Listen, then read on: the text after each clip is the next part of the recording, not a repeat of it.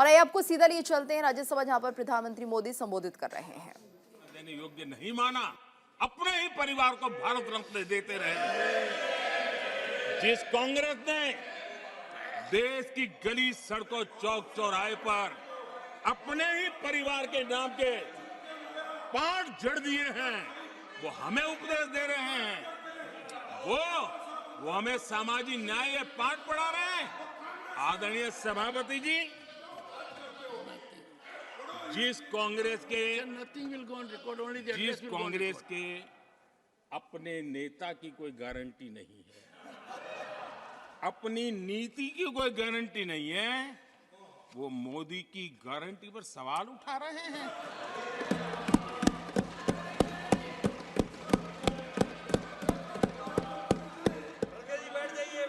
आदरणीय सभापति जी, आदरणीय सभापति जी,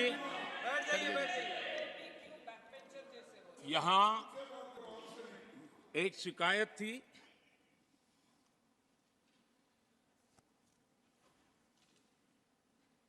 और उनको लगता है कि हम ऐसा क्यों कहते हैं, हम ऐसा क्यों देख रहे हैं।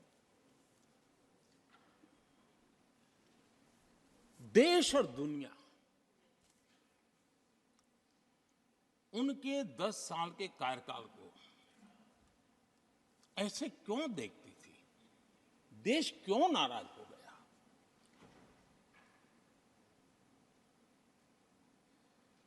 इतना गुस्सा देश को क्यों आया।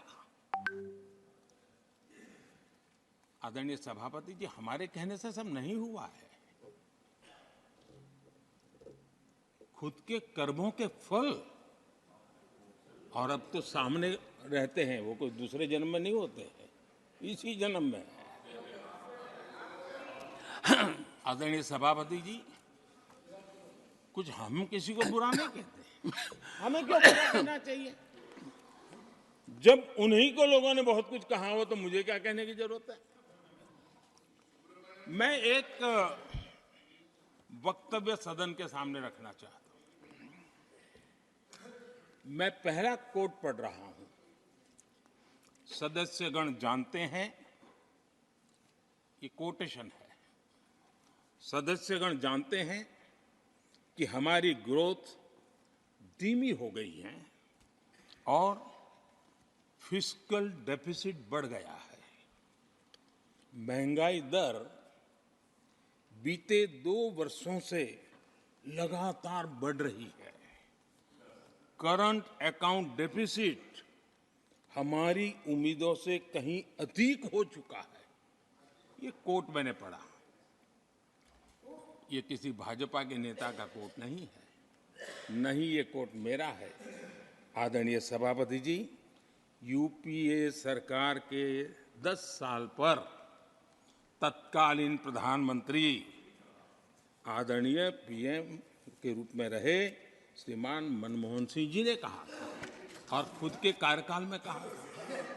ये हालत थी, उन्होंने वर्णन किया था। आदरणीय सभापति जी, अब मैं दूसरा कोट पढ़ता हूं। देश में व्यापक गुस्सा है। पब्लिक ऑफिस के मिसयूज को लेकर भारी गुस्सा है। इंस्टीट्यूशंस का मिसयूज कैसे होता था, ये उस समय ये भी मैंने नहीं करा, ये उस समय के प्रधानमंत्री पद पर डॉक्टर मनमोहन सिंह जी कह रहे थे। उस समय भ्रष्टाचार को लेकर पूरा देश सड़कों पर था, गली गली में आंदोलन चल रहे थे। अब मैं तीसरा कोट पढ़ूंगा।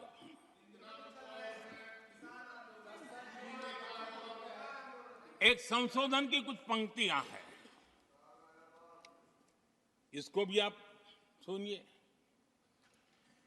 टैक्स कलेक्शन में भ्रष्टाचार होता है, इसके लिए जीएसटी लाना चाहिए। राशन की योजना में लीकेज होती है, जिससे देश का गरीब सबसे अधिक पीड़ित है। इसको रोकने के लिए उपाय खोजने होंगे। सरकारी ठेके जैसे दिए जा रहे हैं उस पर शक होता है। ये भी तत्कालीन प्रधानमंत्री आदरणीय मनमोहन सिंह जी ने कहा था। और उसके पहले और एक प्रधानमंत्री, उन्होंने ये कहा था कि दिल्ली से 1 रुपया जाता है 15 पैसा पहुंचता है। सुधार, बीमारी का पता था, सुधार करने की तैयारी नहीं थी। और आज बातें तो बड़ी बड़ी की जा रही है। कांग्रेस के 10 साल का इतिहास देखिए। फ्रेजाइल 5 इकोनॉमी में दुनिया में कहा जाता था, मैं नहीं, दुनिया कहती फ्रेजाइल 5, पॉलिसी पैरालिसिस, ये तो उनकी पहचान बन गई थी। और हमारे 10 वर्ष टॉप 5 इकोनॉमी वाले।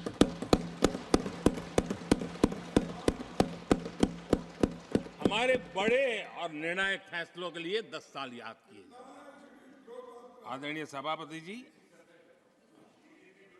हम उस कठिन दौर से बहुत मेहनत करके, सोच समझ करके देश को संकटों से बाहर लाए हैं। ये देश ऐसे ही आशीर्वाद नहीं दे रहा है। आदरणीय सभापति जी, यहां सदन में अंग्रेजों को याद किया गया। Unbecoming conduct. Please continue. No please please. आदरणीय सभापति जी, इस सदन में अंग्रेजों को याद किया गया। अब राजा महाराजाओं का तो अंग्रेजों के साथ गहरा नाता रहा था उस समय। तो अब मैं जरा पूछना चाहता हूं कि अंग्रेजों से कौन इंस्पायर्ड था। मैं तो ये तो नहीं पूछूंगा कि कांग्रेस पार्टी को जन्म किसने दिया था, ये तो मैं नहीं पूछूंगा। आजादी के बाद भी देश में गुलामी की मानसिकता को किसने बढ़ावा दिया? अगर आप अंग्रेजों से प्रभावित नहीं थे तो अंग्रेजों की बनाई दंड संहिता, पिनल कोड, आपने क्यों नहीं बदली? आदरणीय सभापति जी, अगर आप अंग्रेजों से प्रभावित नहीं थे तो अंग्रेजों के जमाने के सैकड़ों कानून क्यों चलते रहे? आप अगर अंग्रेजों से प्रभावित नहीं थे तो लाल बत्ती कल्चर, ये लाल बत्ती कल्चर इतने दशकों बाद भी क्यों चलता? अगर आप अंग्रेजों से प्रभावित नहीं थे तो भारत का बजट शाम को 5 बजे इसलिए आता था क्योंकि ब्रिटिश पार्लियामेंट का सुबह शुरू होने का समय होता था। ये ब्रिटेन की पार्लियामेंट के समय के अनुकूल शाम 5 बजे बजट की परंपरा क्यों चलाए रखी थी आपने? कौन अंग्रेजों से इंस्पायर था? पर आप अंग्रेजों से प्रेरित नहीं थे तो हमारी सेनाओं के चिन्हों पर आज भी गुलामी के प्रतीक अब तक क्यों बने हुए थे? हम एक के बाद एक हटा रहे हैं। अगर आप अंग्रेजों से प्रेरित नहीं थे तो राजपथ को कर्तव्य पथ बनने के लिए मोदी का इंतजार क्यों करना पड़ा? आदरणीय सभापति जी, अगर आप अंग्रेजों से प्रभावित नहीं थे तो अंडमान और निकोबार, इन द्वीप समूहों पर आज भी अंग्रेजी सत्ता के निशान क्यों लटके पड़े थे? आदरणीय सभापति जी, अगर आप अंग्रेजों से प्रभावित नहीं थे तो इस देश के सेना के जवान देश के लिए मन मिटते रहे, लेकिन देश के जवानों के सम्मान में एक वॉर मेमोरियल तक आप बना नहीं पाए थे। क्यों नहीं बनाया? अगर आप अंग्रेजों से इंस्पायर्ड नहीं थे, प्रभावित नहीं थे, तो भारतीय भाषाओं को हीन भावना से क्यों देखा? स्थानीय भाषा में पढ़ाई के प्रति आप लोगों की बेरुखी क्यों थी? आदरणीय सभापति जी, अगर आप अंग्रेजों से प्रेरित नहीं थे तो भारत को मदर ऑफ डेमोक्रेसी बताने में आपको कौन रोकता था? आपको क्यों महसूस नहीं हुआ कि दुनिया में? आदरणीय सभापति जी, मैं सैकड़ों उदाहरण दे सकता हूं कि आप किस प्रभाव में काम करते थे और देश को सुनते ये सारी बातें याद आने वाली है। आदरणीय सभापति जी, मैं एक और उदाहरण देना चाहता हूं।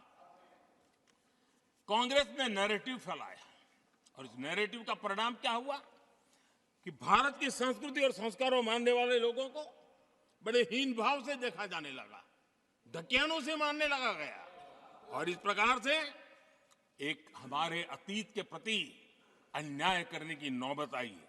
अपनी मान्यताओं को गाली देते हैं, अपनी अच्छी परंपराओं को गाली देते हैं तो आप प्रोग्रेसिव है। इस प्रकार के नैरेटिव गढ़े जाने लगे देश में और उसका नेतृत्व कहां होता था ये दुनिया भली भांति जानती है। दूसरे देश से आयात करना, उसको गर्व का और भारत की कोई चीज है तो दूसरे दर्जे की है, ये स्टेटस बना दिया गया था। ये स्टेटस सिंबल बाहर से आया, मेड इन फॉरेन स्टेटस बना दिया था। ये लोग आज भी वोकल फॉर लोकल बोलने से बच रहे हैं। मेरे देश के गरीबों के कल्याण का काम हो रहा है। आज आत्मनिर्भर भारत की बात उनके मुंह से नहीं निकलती है। आज मेक इन इंडिया कोई बोलता है तो उनके पेट में चूहे दौड़ने लग जाते हैं। आदरणीय सभापति जी, देश ये सब देख चुका है और अब समझ भी चुका है और उसी का परिणाम आप भुगत भी रहे हैं। आदरणीय सभापति जी, राष्ट्रपति जी ने अपने अभिभाषण में विस्तार से चार सबसे बड़ी जातियों के विषय में हम सबको संबोधित किया था। युवा, नारी, गरीब और हमारे अन्नदाता।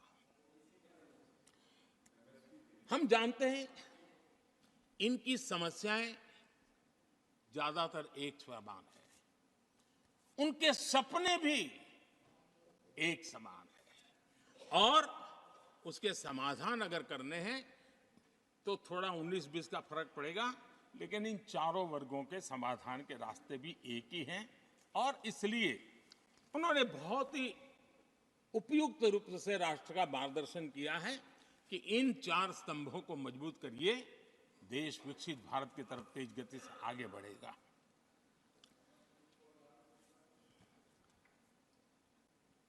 आदरणीय सभापति जी, अगर हम 21वीं सदी में हैं, हम विकसित भारत के सपनों को इसी सदी में 2047 तक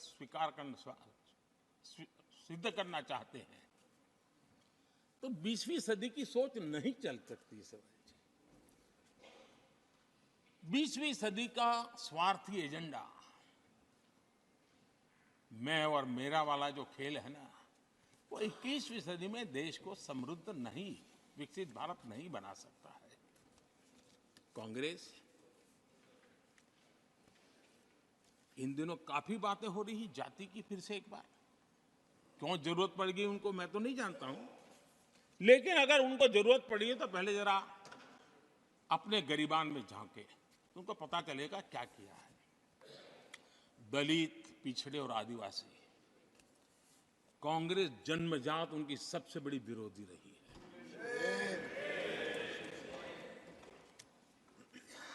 और मैं तो कभी कभी सोचता हूं अगर बाबा साहब न होते ना तो शायद कि एससी एसटी को आरक्षण मिलता कि नहीं मिलता, ये भी मेरे मन में सवाल उठता है।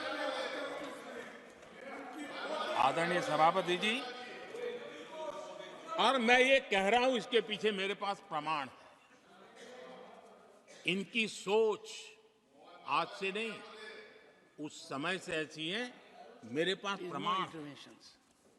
और मैं प्रमाण के सिवाय मैं यहां कहने के लिए नहीं आया। और जब बातें वहां से उठी हैं तो फिर तैयारी रखनी चाहिए उनको। मेरा परिचय तो हो चुका है, 10 साल हो गए।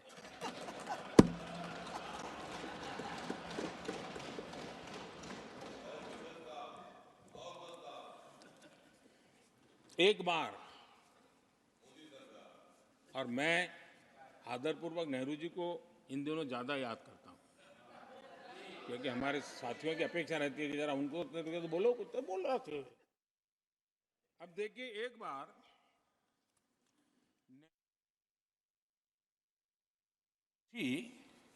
मुख्यमंत्रियों को लिखी थी, मैं उसका अनुवाद पढ़ रहा हूं।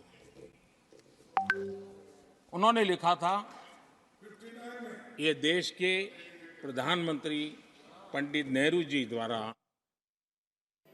तो अपनी सरकार को लेकर यहां पर उपलब्धियां तो गिना ही रहे हैं, वहीं विपक्ष पर निशाना भी साध रहे हैं प्रधानमंत्री मोदी। रुकेंगे एक ब्रेक के लिए, जल्द हाजिर होते हैं।